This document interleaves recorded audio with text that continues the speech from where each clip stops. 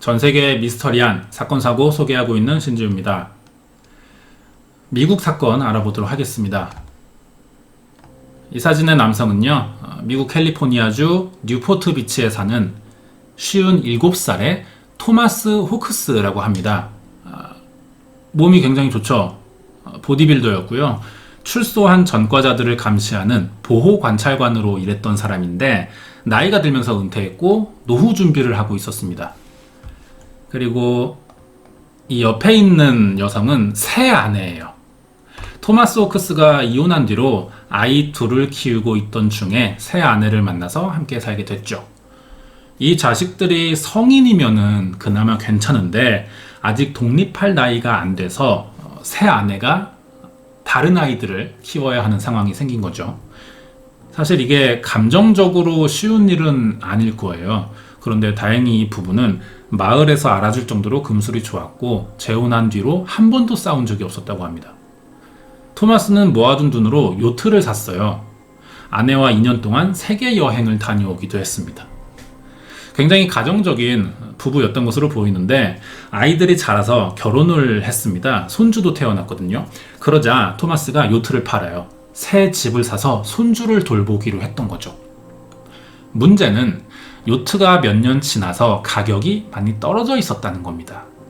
그런데다가 거래 중개인을 통하면 수수료까지 내야 되겠죠. 손해가 더 큰 거예요. 토마스 부부는 고민 끝에 직접 요트를 판매하기로 결정했습니다. 요트 가격이 48만 5천 달러에 내놨어요. 그리고 며칠이 지나서 토마스의 요트를 사고 싶다는 젊은 남성에게 연락이 왔습니다. 이 남성은 급히 요트가 필요했기 때문에 빠르게 거래를 성사시켜주면 추가금도 얹어주겠다고 제안했어요. 토마스는 이 남성의 목소리가 너무 젊었기 때문에 어떻게 이런 큰 돈을 구할 수 있었는지 궁금했습니다. 하지만 되도록 빨리 처분해야 됐기 때문에 이런 걸 따져볼 새가 없었죠. 바로 이 남성과 만날 약속을 잡았습니다. 토마스가 과연 요트를 팔았을지 궁금해지죠. 그리고 이 젊은 남성은 돈이 얼마나 많길래 어린 나이인데도 집 한 채 값에 요트를 쉽게 살 수 있는 걸까요? 이 자세한 이야기가 궁금하시면 구독과 좋아요 부탁드립니다. 요트를 사겠다고 한 사람은 25살이었어요. 큰 거래입니다. 요트를 구매하기 전에 상태가 어떤지 좀 자세히 보고 싶다는 말도 했거든요. 그리고 마음에 들면 그 자리에서 바로 현금으로 지불하겠다는 아주 솔깃한 제안도 했습니다. 토마스는 이 남성이 48만 5천 달러라는 큰 금액을 어떻게 바로 그것도 현금으로 줄 수 있는 건지 의심할 수밖에 없었어요. 하지만 사정을 들어보니 이 남성이 일찍 결혼하면서 아이를 낳았고 다른 아이도 가졌기 때문에 이제 가족과 여행을 하면서 아이를 돌보기 위해 필요하다는 겁니다. 토마스와 상황이 약간 연결되죠. 토마스는 재혼한 뒤 부부가 요트를 타고 여행하다가 손주가 생겨서 요트를 팔려고 하는 건데 이 요트를 사겠다는 사람은 아내가 아이를 가졌기 때문에 가족여행으로 필요하다는 거예요. 토마스는 이 남자도 자기처럼 가족을 먼저 생각한다는 마음에 더 이상 의심을 하지 않기로 했어요. 만날 약속을 잡습니다.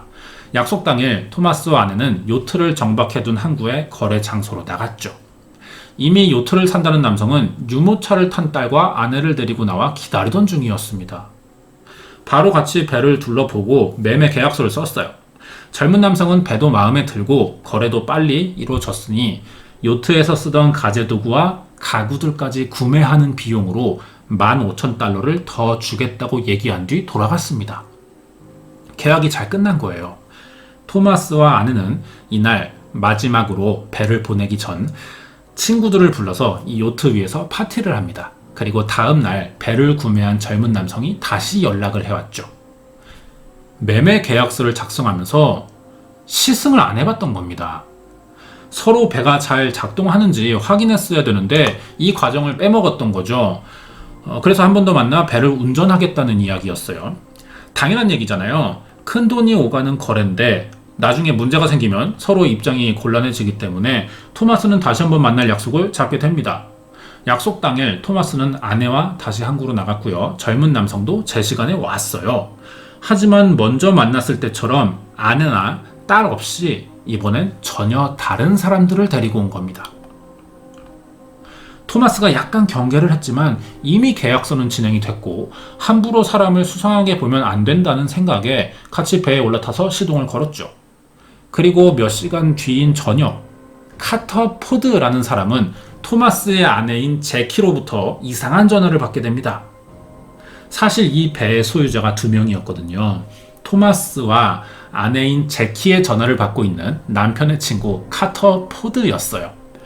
카터가 토마스에게 거래를 전부 맡기면서 이 거래가 문제가 있던 건 아니었습니다. 거래 과정을 알려주는 전화를 걸었던 거죠. 대신 문제는 이 배를 산다는 사람들에게 있었습니다.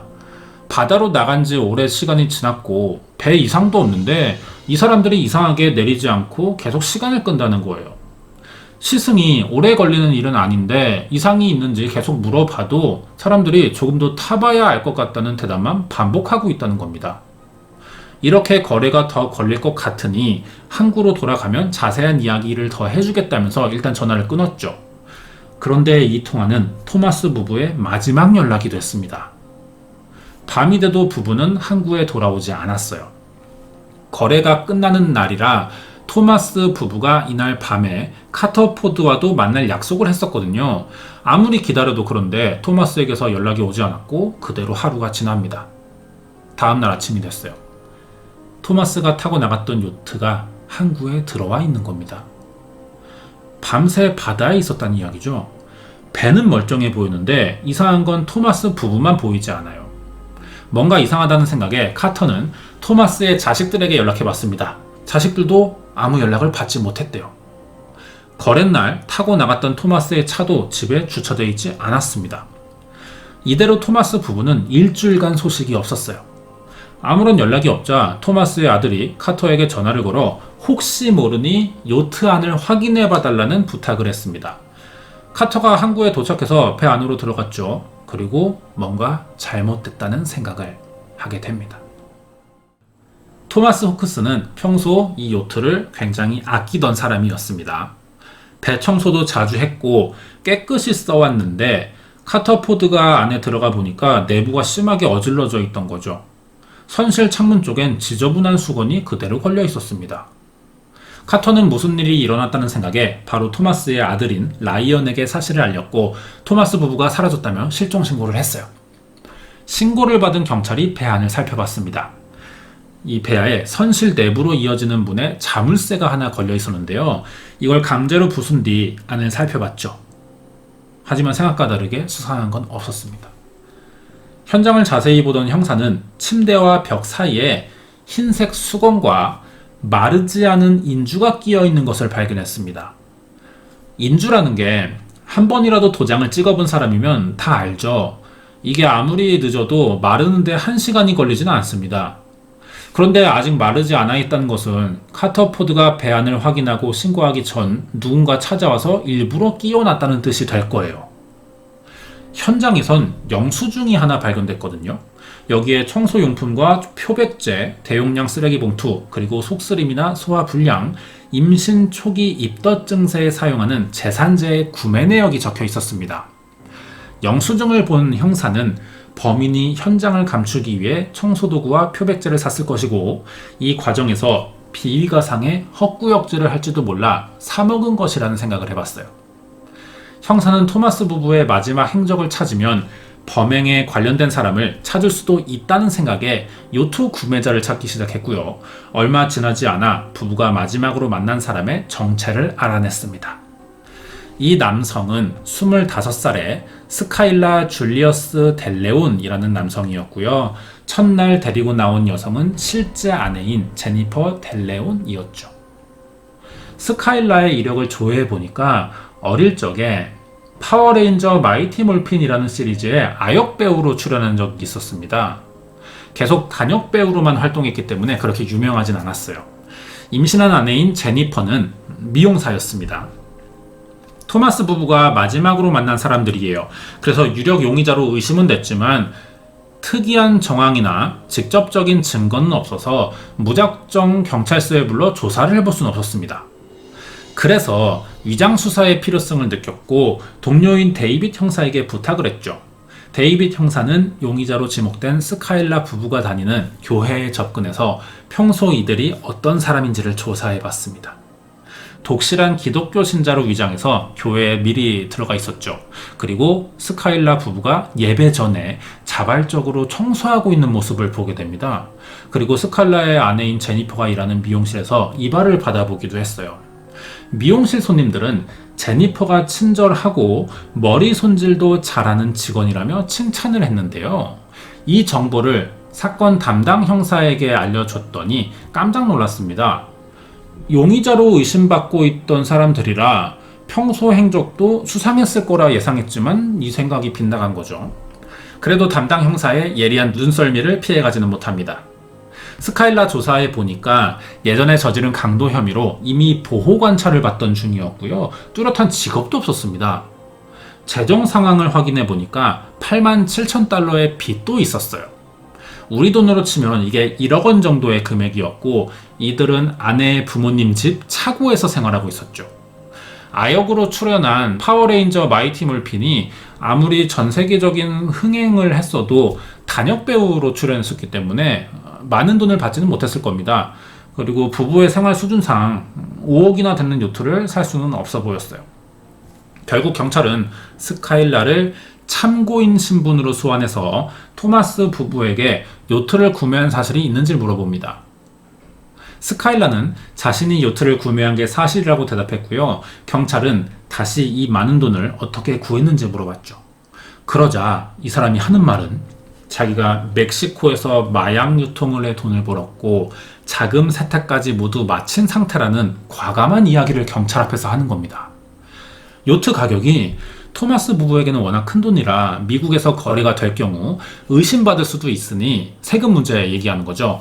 멕시코에 가서 현금으로 거래하자는 제안을 했고 부부도 승낙했기 때문에 멕시코에서 현금을 주고 요트를 받아왔다며 주장한 거예요.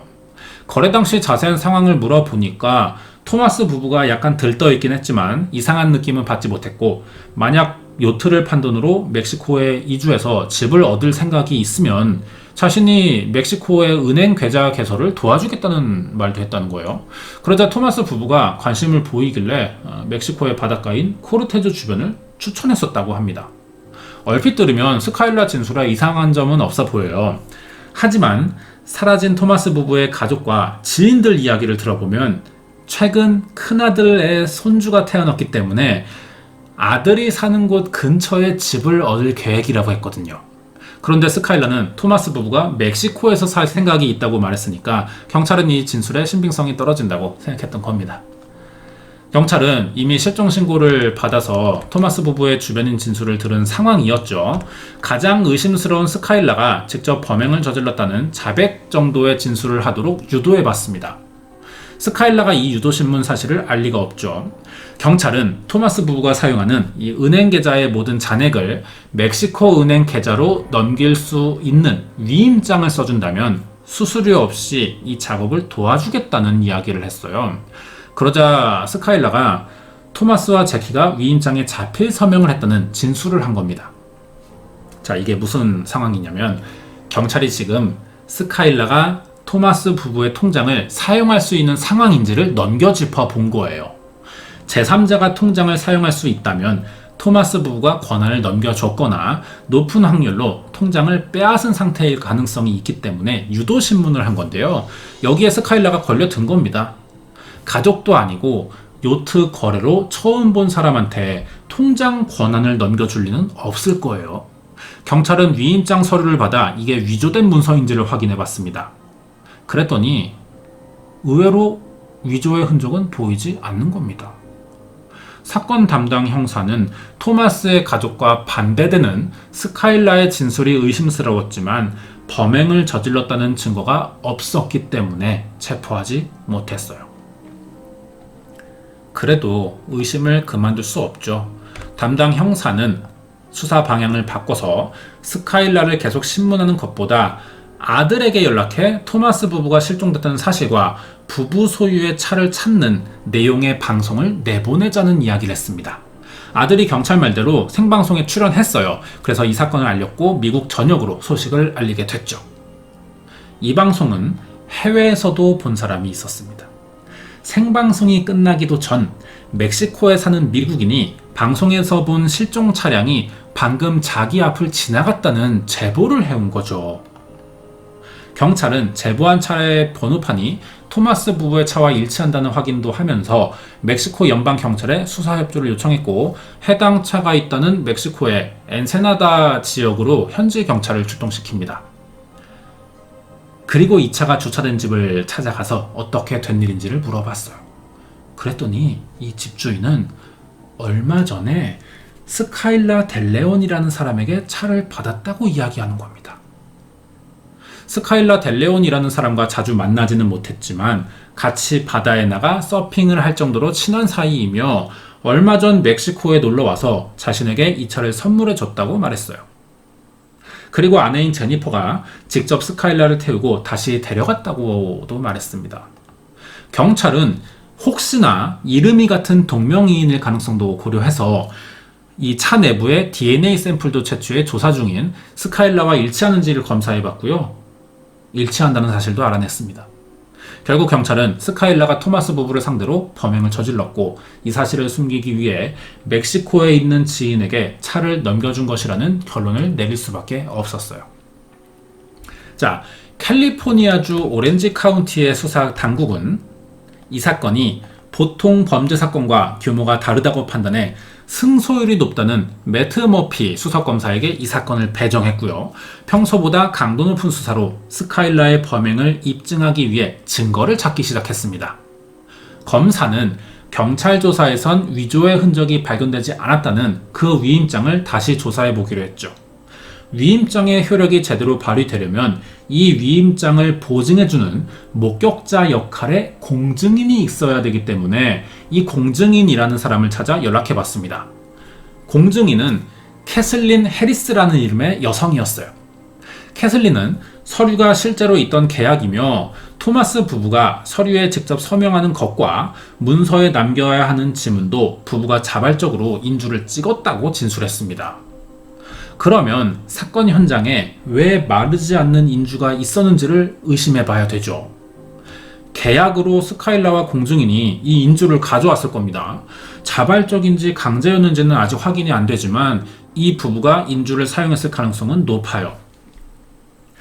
사건 담당 검사는 이 진술이 사실인지 확인하기 위해 계약 당시 토마스 부부가 어떤 모습이었는지를 물어봤습니다.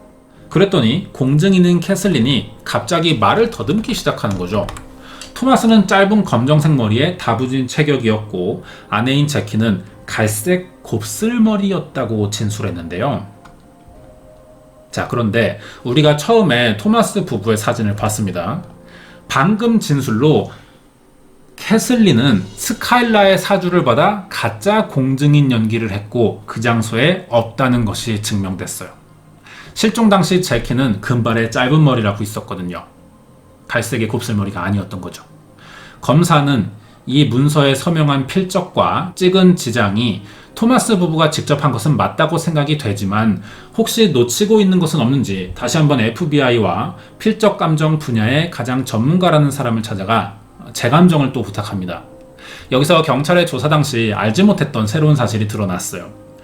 위임장은 토마스의 필적과 정확히 일치하고 아내인 제키의 이름도 본인이 작성한 것이 맞았습니다. 그런데 마지막 철자가 다른 거예요. 마지막 글자만 다른 사람이 쓴 것처럼 끝 글자가 달랐던 겁니다. 아마 사건이 일어날 당시 제키가 위임장이 잘못된 서류라는 걸 알리기 위해서 일부러 끝에 S를 쓰지 않았을 가능성이 있다고 추측해본 검사는 스카일라를 다시 조사해보기로 했죠. 스카일라의 모든 행동을 감시하기 시작했습니다. 수사망이 좁혀온다는 사실을 눈치챈 스카일라도 나름의 방어를 했어요. 범죄 이력 때문에 담당 보호 관찰관이 있었죠. 이 사람에게 연락합니다. 잠시 다른 나라에 다녀올 수 있는지를 물어본 거예요. 도주 시도를 한 것 같죠. 스카일라의 도주 시도 정황은 오히려 검사가 체포영장을 발부받을 수 있는 빌미가 됐습니다. 수사관들이 스카일라의 집으로 가서 자금 세탁 혐의로 체포를 시도했고요. 그러자 스카일라가 무리수를 드는데요. 자기가 기저귀를 차고 있어서 현재 거동이 힘들다며 동행을 거부하는 겁니다. 옆에 있던 아내 제니퍼는 남편이 아픈 상태라 나갈 수 없다는데 왜 강제로 끌고 가냐며 화를 냈어요. 추하죠. 어쨌든 체포영장이 나와서 강제로 집행을 할 수밖에 없었습니다. 스카일라는 체포돼서 강도 높은 조사를 받았어요. 동시에 다른 수사관들은 부부가 사는 차고에 가 실종된 토마스 부부에 관한 단서들을 발견했습니다. 여기서 토마스 부부가 사용하던 카메라와 운전면허증, 신용카드를 찾아낸 거예요. 토마스의 아내인 제키의 운전면허증을 보니 사진이 갈색 곱슬머리였습니다. 공증인이라고 한 여성의 진술과 일치하죠. 이거는 아마 사건 당시 실제 제키를 보지 않고요, 면허증 사진만 봤던 것 같아요. 이렇게 생김새를 묘사했을 가능성이 있죠. 공증인의 진술에 신빙성이 생길만 했지만 검사는 오히려 스카일라가 토마스 부부의 돈을 뺏기 위해 많은 사람들을 범행에 끌어들인 이것이 정황이 된다고 생각하게 됐습니다. 스카일라가 사는 집을 살펴보던 수사관은 인터폴 형사의 명함을 하나 발견하게 돼요. 혹시 이 사건에 경찰 관계자도 끼어 있는 건 아닌지를 의심해 볼 수 있는 거죠. 명함에 적힌 연락처로 형사에게 전화를 걸어보니 뜻밖의 사실을 듣게 됩니다. 이 인터폴 형사를 만났어요. 토마스 부부 실종 사건이 일어나기 1년 전인 2003년에 멕시코에서 일어난 미국인 피살 사건으로 스카일라를 만난 적이 있었다는 겁니다. 참고인 신분으로 조사를 했었는데 그때 건네준 명함이었다는 거예요. 그리고 자기가 생각하기에도 이번 사건은 스카일라가 깊게 관련되어 있을 것 같다는 말도 했습니다. 인터폴의 이야기를 들은 검사는 스카일라가 범인일 수밖에 없다는 확신을 했어요. 문제는 아직 토마스 부부를 살해했다는 결정적인 증거가 발견되지 않았다는 거죠. 어떻게 검거해야 될지를 고민하다가 인도네시아에서 요트 사업을 하는 친구에게 이 문제의 요트 사진을 보여준 적이 있습니다. 사진에 수상한 점이 없는지를 물어본 거예요. 그러자 이 친구가 하는 말이 사진을 보는 순간 바로 요트에 닷 하나가 없다는 이야기를 했습니다. 아마 그리고 닷이 있는 위치는 실종된 토마스 부부가 현재 있는 위치와 같을 것이라는 조언도 해줬거든요. 친구의 조언이 아주 정확했습니다. 검사가 부부 실종 전 요트를 판매할 때 촬영한 사진을 보니까 이때는 닷이 2개가 있던 거예요. 꽤 많은 단서들이 발견되자 검사와 토마스 부부 실종 사건 담당 형사는 사건의 전말을 이렇게 추론해 봤습니다. 스카일라가 요트를 사겠다고 접근해 호감을 산 다음 토마스 부부를 요트에 태웠고 탈출할 수 없도록 바다에 유인해 낸 뒤 계좌에 있는 돈을 제3자가 관여할 수 있다는 뒤임장에 강제로 서명시킨 다음 부부를 살해하고 바다로 던져 사체 은닉을 했을 것이라고 생각했어요. 그래도 이 정황이 어디까지나 형사와 검사가 추론해 본 것이고요. 아직까지 결정적인 증거는 없기 때문에 여전히 살해 혐의로 기소할 수는 없었습니다. 이쯤 되면 수사관 입장에서 스카일라는 범인이 확실해요. 하지만 이것을 법으로 증명할 단서가 없다는 게 여전히 문제였죠. 형사는 스카일라가 이 사건의 주범이고 아내인 제니퍼는 조력자로 보이기 때문에 만약 아내를 설득한다면 자백을 유도해낼지도 모른다는 생각을 해봤습니다. 하지만 제니퍼가 쉽게 협조할 리는 없어 보이죠. 우선 제니퍼도 이 사건에 관여했다는 증거를 찾는 게 우선이었습니다. 담당 검사는 전국의 은행에 토마스 부부가 사라진 뒤 스카일라가 찾아와 수상한 행동을 보이면 신고해달라는 공문을 보냈어요. 그리고 얼마 지나지 않아서 어느 은행 직원으로부터 스카일라 부부가 찾아와 수상한 행동을 했다며 경찰로 CCTV를 보내왔습니다. 촬영된 당시 상황을 정확하게 기억하고 있던 은행 직원은 제니퍼가 토마스 부부의 계좌 거래 위임장을 받아왔으니 통장에 있는 돈을 모두 꺼내달라고 말했다는데요. 이 말에 은행 지점장이 위임장을 확인해 봤습니다.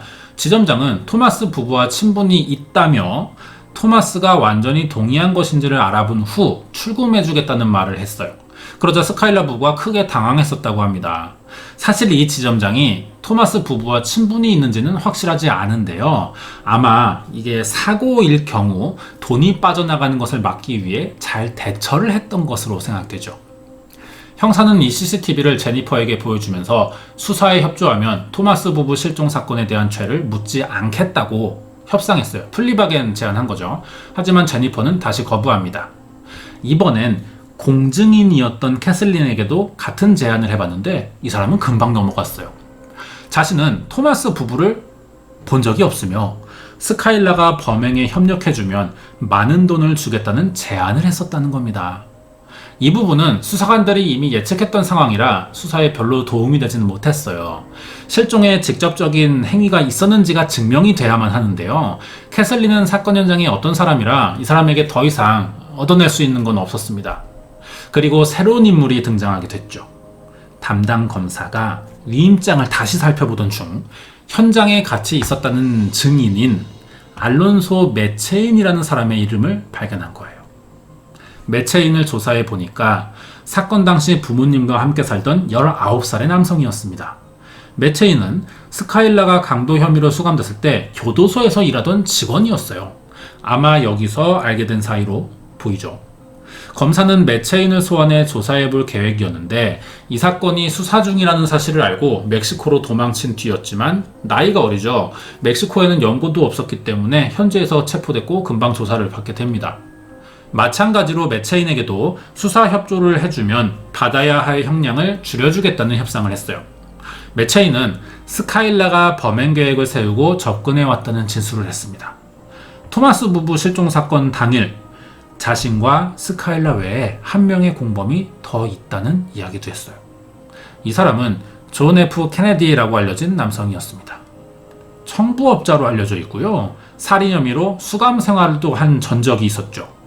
스카일라는 범행 당일 케네디를 회계사라고 소개했기 때문에 토마스 부부가 의심 없이 같이 배에 올라탈 수 있었던 겁니다. 매체인은 케네디가 요트 엔진이 고장난 척하며 기관실로 토마스 부부를 유인한 다음 제키에게 테이저건을 쏘아 쓰러뜨려 결박한 뒤 위임장에 강제 서명을 시켰어요. 그리고 섬으로 이동합니다. 여기서 토마스 부부를 갑판 위로 끌고 갔고요. 밧줄에 부부를 묶은 다음에 닻을 내려서 토마스 부부를 수장시켰죠. 스카일라 일당이 향한 곳은 해저 1km나 되는 수심이 깊은 바다였습니다. 이곳에 부부를 매장했으니 아무도 시신을 찾지 못했던 거예요. 밧줄에 묶여 내려가는 소리를 들은 토마스 부부는 자신들이 죽을 거란 사실을 알고 있는 듯 보였다고 진술했습니다. 여기까지가 매체인의 진술이었어요. 이렇게 스카일라의 범행은 완전 범죄로 끝나는 것처럼 보였지만 주변 사람들의 신고와 수사관들의 끈질긴 추적으로 내막이 드러난 사건이었습니다.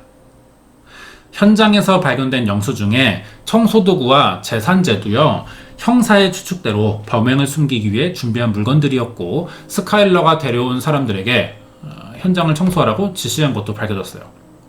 공범의 자백으로 스카일라와 범인들은 2건의 1급 살인 혐의로 구속 기소됐습니다. 그러자 이 상황을 두고 볼 수 없던 공범이죠. 아내 제니퍼가 방송국 인터뷰를 잡는데요.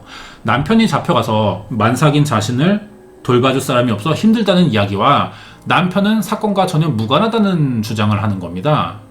이 방송을 본 담당 검사는 스카일라의 아내인 제니퍼도 토마스 부부 살해에 관여됐다고 판단해서 2건의 1급 살인 혐의로 기소했어요.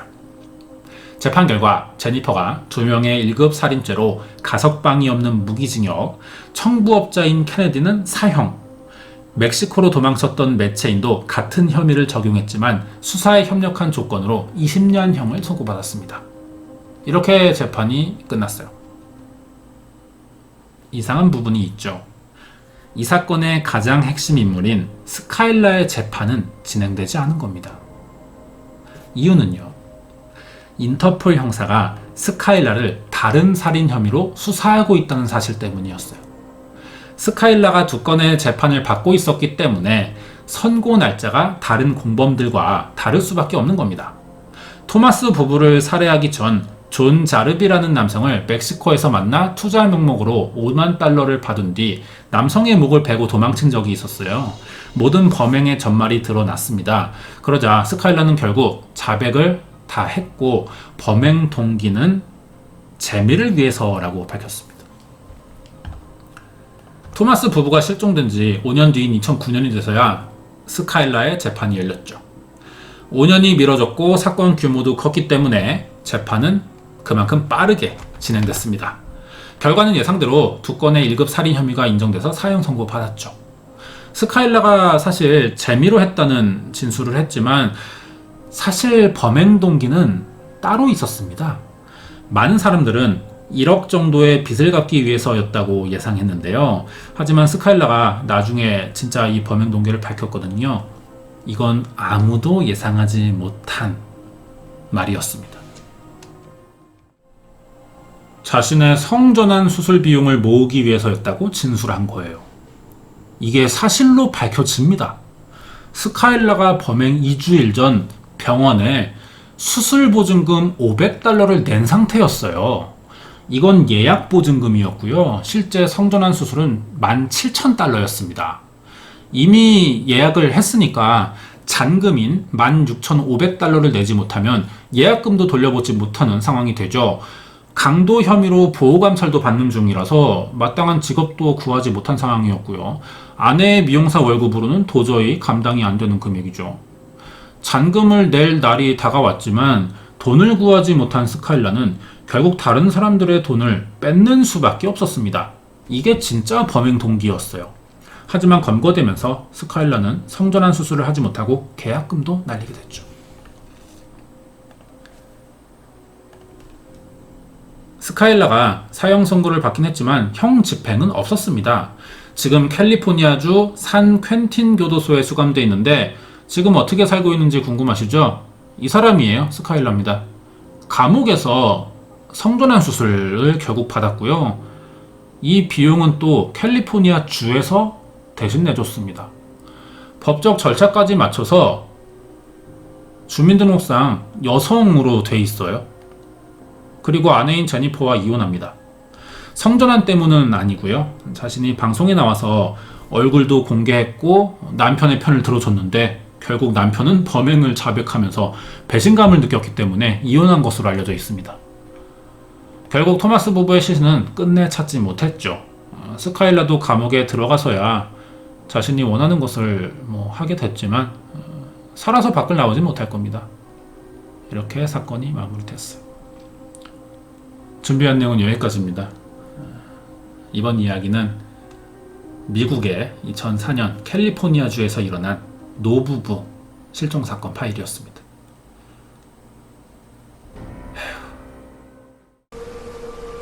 휴...